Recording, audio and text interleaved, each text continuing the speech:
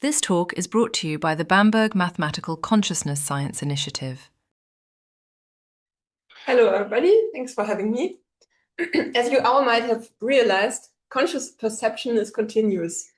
However, most experiments feature short, discrete stimuli, mostly due to experimental constraints.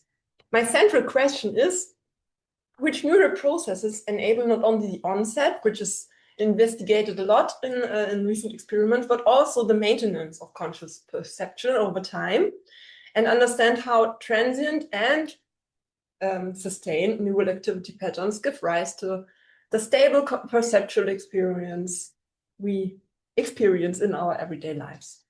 My approach is using inattentional blindness paradigms. You see an example of a stimulus in the top right of the slide.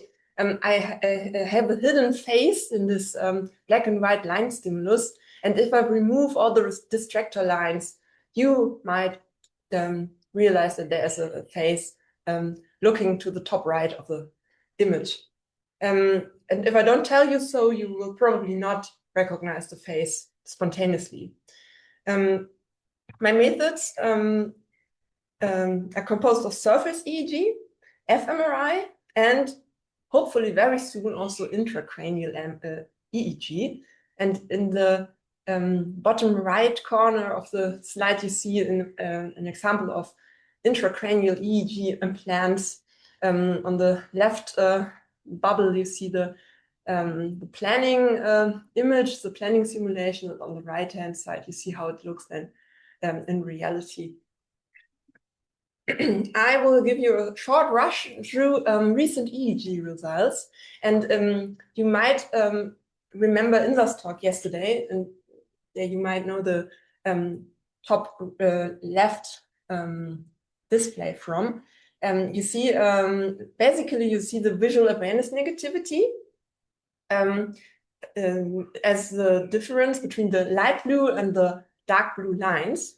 And this depends on the stimulus length. So comparing a short and a long stimulus ends up in a sustained visual awareness negativity. And you see this also in panel B.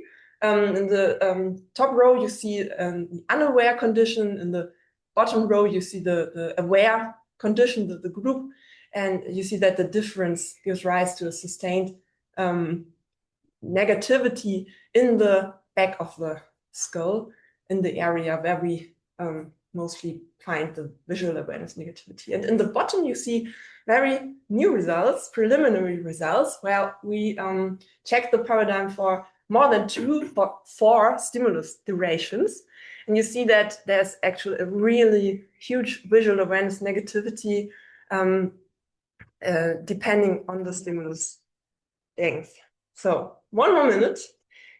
Just sneaking into fMRI results. And you see here, also for 2 different durations, we have an effect in the fusiform cortex.